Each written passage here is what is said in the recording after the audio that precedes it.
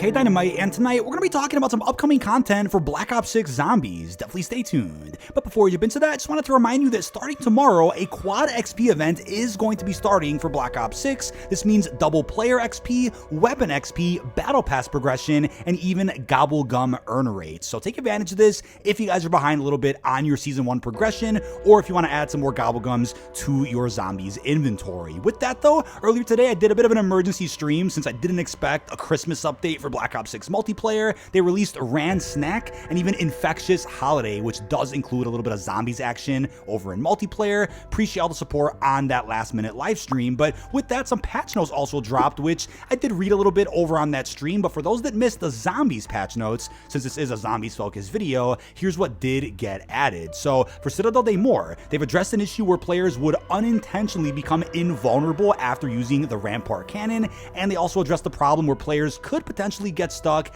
after being grabbed by an amalgam in certain cases. Then for the Merry Mayhem challenge event, which is still live for another week, the progress bar animation will now correctly play when going beyond the 4th reward. Now for those that are looking for a potential buff to the elemental swords in Citadel Day More, the good news is we're getting a step closer to a potential buff, since it was confirmed that the swords aren't doing as much damage as they should be in the boss fight. So they're getting a buff just against the boss. The question will be if they're going to get a buff for basic round-based gameplay. We're going to hope that maybe that ends up getting added in the next update, maybe some set of patch notes that releases next week. Still a big possibility that the devs will drop at least a couple more sets of patch notes for DLC 1 before they go on holiday break to end off the year. With that being said, as far as some upcoming Zombies content does go, I know you guys are probably curious as to what ended up getting leaked following the launch of Season 1 Reloaded. The release of DLC 1 was crazy. I covered that map to death as much as I could at least, and I was extremely sick while all of that was going on, so didn't get to really catch up on a lot of the new rumors that did pop up via social media. But just to remind you, there is a 115 Meteor event that got leaked out several weeks back, I think right when Season 1 ended up dropping. I want to say that event is probably for Warzone to support PvPvE, but seems like a Zombies focused experience that could end up dropping before the end of Season 1 for all we know. I mean, I would doubt it, but considering Season 1 seems to have a pretty substantial update coming in January, update 1.75 as we're calling it, maybe we get a Zombies event in Warzone that is completely separate from the Squid Games collaboration, which I do believe will probably release much sooner than January 20th, which is like around that week when this update 1.75 is rumored. But either way, a Zombies event in Warzone is reportedly being planned and may end up coming out in Season 2 if anything. Now what's really interesting is with the new Gobblegum Mania challenge event, the artwork in the background of the event tab does confirm some other returning Gobblegums which haven't really been announced yet, but I would find it shocking if those Gobblegums were featured in this artwork yet weren't planned to come back, unless somehow AI came up with this artwork and it just utilized Gobblegums from BO3 that aren't actually returning. Then I do believe this could be a new teaser as to what to expect in the future. So first off, I'll mention that Shopping Free was already confirmed by Kevin Drew in an older episode of the COD Pod. I talked about that quite a bit here on the channel already. Definitely expect that Gobblegum in the near future. He said it himself, but in the background of the Gobblegum Mania event, you can also see the following. We have Aftertaste, which means that your perks are kept if you go down and only last about 3 rounds from Black Ops 3, if you remember. We also have Fear in Headlights. All seen zombies can't move for a total of 2 minutes. This was a very useful Gobblegum for Easter egg runs, especially back at a map like Shadows of Evil. We then have Head Drama. All shots on the zombie will deal critical damage, which lasts a total of 2 rounds back in BO3. Also a very useful Gobblegum for certain boss fights and dealing with some special or heavy enemies. And then coming towards the end, we have Quacknarok, a whimsical, where zombies would wear duck floaties for about 10 minutes straight. We have a couple of whimsical Gobblegums already available in BO6.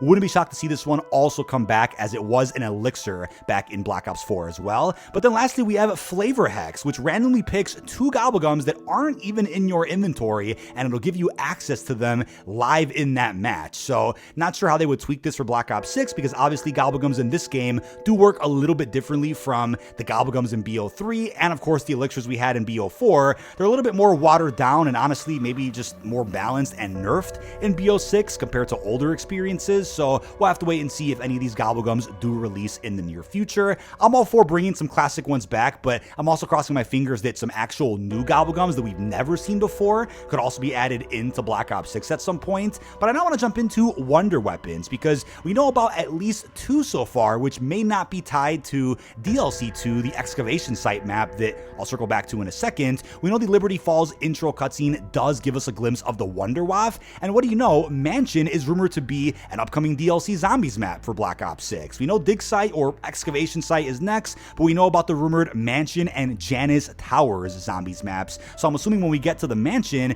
that could be when we end up seeing the Wonder Waff added in, who actually knows. But the Ray Gun Mark II has also been leaked for quite some time. New references were found suggesting that it's going to be added at some point, but isn't necessarily tied to DLC 2, so I'm guessing that means it's either going to be a universal wonder weapon that gets added to all round-based map mystery boxes, or it could be an exclusive for a future round-based map that we don't know about yet. But apart from that, some new information was found about the excavation site. So it looks like the leaked codename for DLC 2 is Opal, and funny enough, Opal is also the name of the Diamond Zombies camo within Black Ops 6, which I know is pretty confusing, but apparently the wonder weapon in DLC 2 is classified and leaked out as a launcher. I don't believe it's going to be a launcher since, for example, the jet gun is classified as an LMG for Liberty Falls, and the ray gun is classified as a pistol, so that doesn't really mean all that much, but it looks like the wonder weapon in DLC 2 will be something like a torch. According to data miners out there, which again, like I always say, take everything with a grain of salt when it comes to reading reports from some of those leakers out there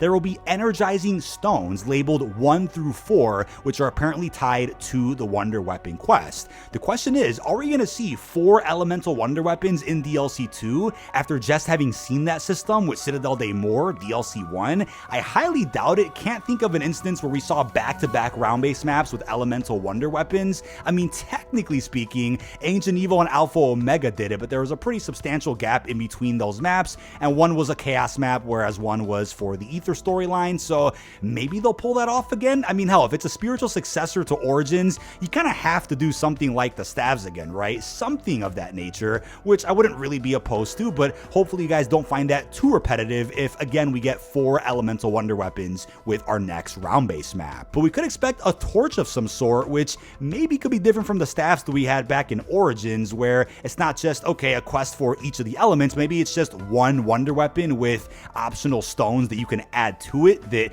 give it elemental effects. But maybe it won't be a case where every player has to have a different element for the Easter egg, or maybe you don't need every element for the Easter egg if you're on solo. Maybe they could change it up a little bit, but still nonetheless interesting to think about. But I do think a torch would probably make sense if we're going deep underground in this excavation site. Now, also adding on when it comes to DLC 2, it looks like references were found for a pillar or some type of object, which I believe we may have also seen in the boss fight room for Citadel Day More. We could expect something similar in this upcoming round-based map, and if I had to take a guess, it might be some type of spiritual successor to the Crazy Place. I talked a little bit about what we could expect from the map's layout in my recent zombie video that'll be linked down below, but I do believe if it's a successor to Origins of some sort with giant statues of the 4 bastard sons, we're probably going to see a Crazy Place of some sort that kind of calls back to the original Origins, and just in general calling back to the fact that we saw an excavation site in the old Ether storyline. So I also wouldn't be shocked if the wonder weapons in this upcoming map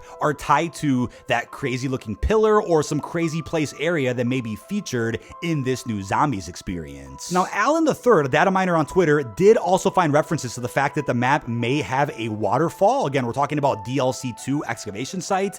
That sounds fantastic. And he also mentioned that the Doppelgas from DLC 1 may also reappear. I would just hope to see a new enemy type for every round-based map so that things don't get too repetitive with manglers or amalgams, even the vermin and parasites. But just to clarify as well, it looks like we're getting at least 3 more round-based maps in Black Ops 6. Fingers crossed for even more, but if there's another Black Ops game coming out next year, then it's probably unlikely we'll get more than 4 DLC maps, which would bring us to a total of 6 round-based maps available in Black Ops 6. But if you guys remember, a couple of months ago, there were some new perk leaks for Black Ops 6 Zombies, and as of now, it does look like there are 4 other perks that may be returning. First off, Mule Kick, which I wouldn't be shocked to see return, even though it's kind of redundant, at least for DLC 1, since the wonder weapons go on our dedicated melee slots. Wouldn't have really needed Mule Kick for this map, but maybe in a future map, it would make sense. If you want to have 2 regular weapons, then the wonder weapon, Mule Kick, would come in handy. Wouldn't mind seeing a return, but I would certainly prefer a perk like Widow's Wine or Winter's Wail, or even a new perk in general. That would be fantastic to see, but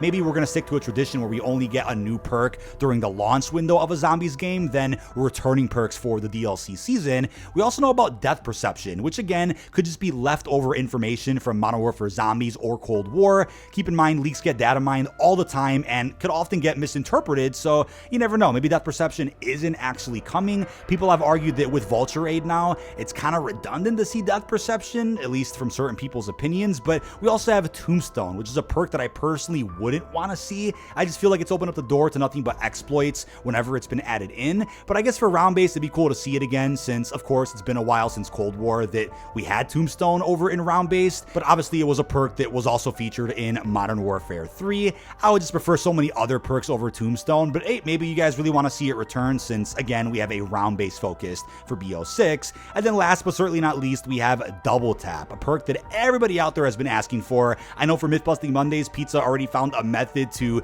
give a weapon some type of double tap mechanic, which is hilarious to see. So the fact that that exists may imply that a real double tap may also get added in the future, which would probably be a bit watered down, but we haven't seen double tap in many years. So I'd be curious to see how that could buff several weapons in the game that may need it, especially when you get to some of those higher rounds where triple pack-a-punch or legendary rarity just isn't enough. But that is about it. This has been dkdynamite. Leave your thoughts down below in the comment section. What are your thoughts on the new upcoming content for Black Ops 6 Zombies? What perks do you want to see return? Are you hyped for the wonder weapons in the excavation site for DLC 2? Leave all your thoughts down below. Really hope you've enjoyed, and peace out, everybody.